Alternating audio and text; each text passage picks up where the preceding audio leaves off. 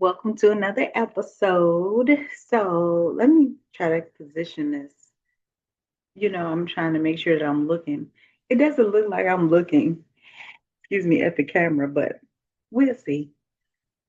Let's see. So happy new day. I'm super excited to share life before 40 plus first time mom, right?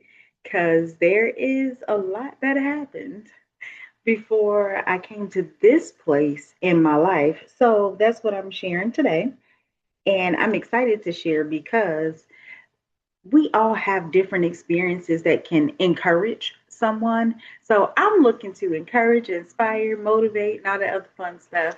And also share wisdom for those that may be 20 years younger than I am, or whatever the case may be.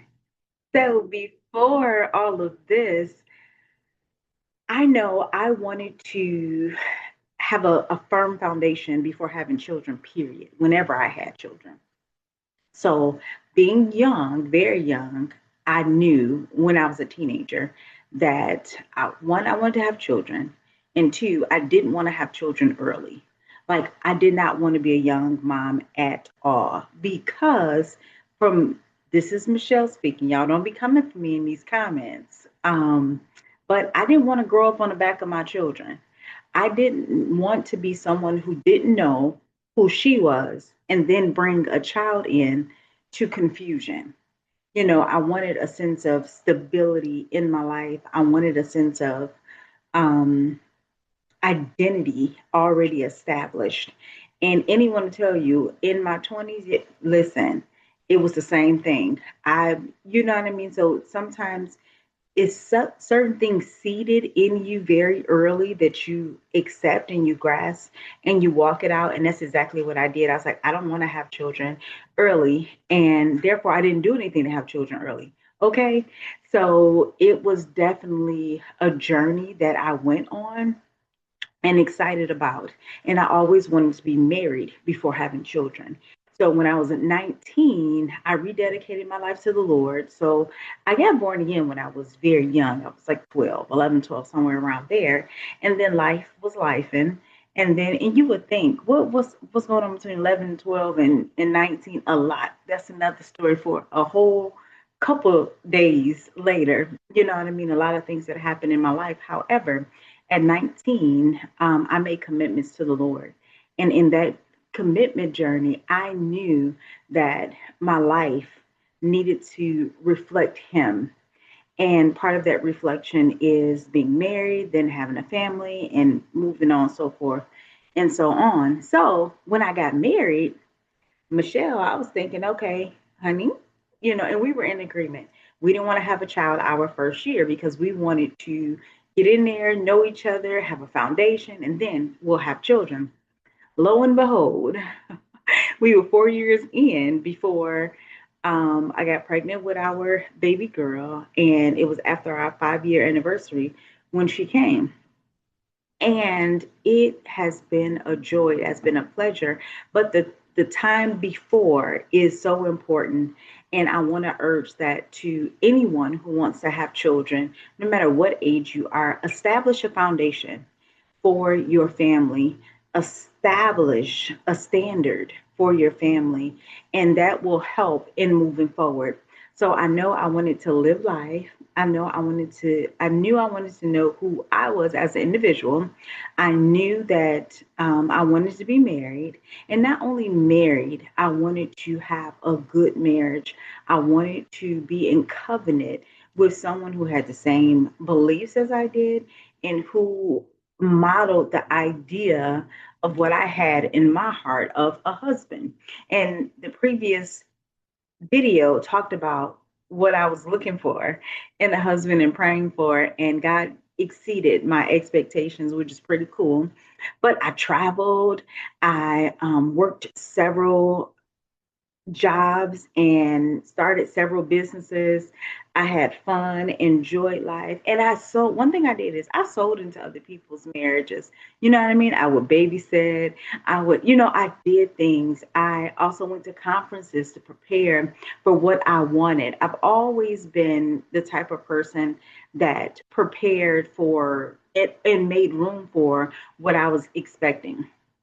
So, with that in mind, it has been such a joy and a journey going through this process and seeing it unfold. Now, in the midst of all that joy and journey, I'm going to talk about something because recently I had to have surgery. And so that is first time in my life ever having surgery, y'all, because I've never broken anything, nothing, all that stuff like that. So, anyway, I had surgery. And so many things came to me from that experience that even though it was I'm going through the healing process, there's pain in healing. So I say that to say there were painful, challenging times waiting on the promise, which is me being a mother.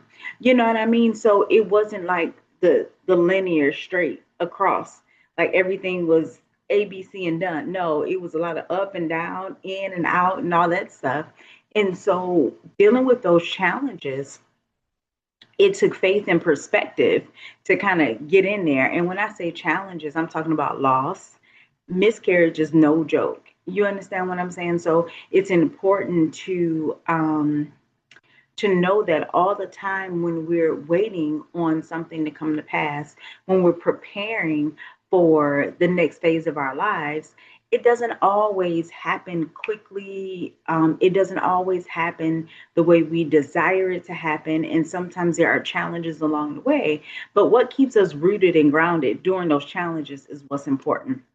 And for this journey, before becoming a mom, one thing I do enjoy is that I've experienced life. You know, I know who I am, I'm established in who I am. And that is providing for our daughter such a sense of she can become because mom is not saying, oh, you can't do this because I have to do it first. I need to figure it out and I need to do this. I'm not being selfish. Like I can't, one thing that I can't stand where people say, I would have did this, but I had you. Ma'am, sir, whoever is saying this, that is so unfair. Like she wasn't there or he wasn't there when you were having fun. You understand what I'm saying? In the making of them, you know what I mean? They had nothing to do, and children do not hold your dreams back. No, that's a personal decision that we all make. We hear stories of people who've who've had six, seven, eight children and accomplished amazing things in life. Like they didn't punish their children or make their children feel like you stopped my life. No, you made a decision to stop. And from that decision, you are yielding the fruit of your inactivity. You're yielding the fruit of whatever decisions that you made. But a child is not a punishment to any of us. So we have to be careful about how we try and burden children because of decisions that we made. And that's taking personal responsibility. Now, is it a challenge having children? Absolutely.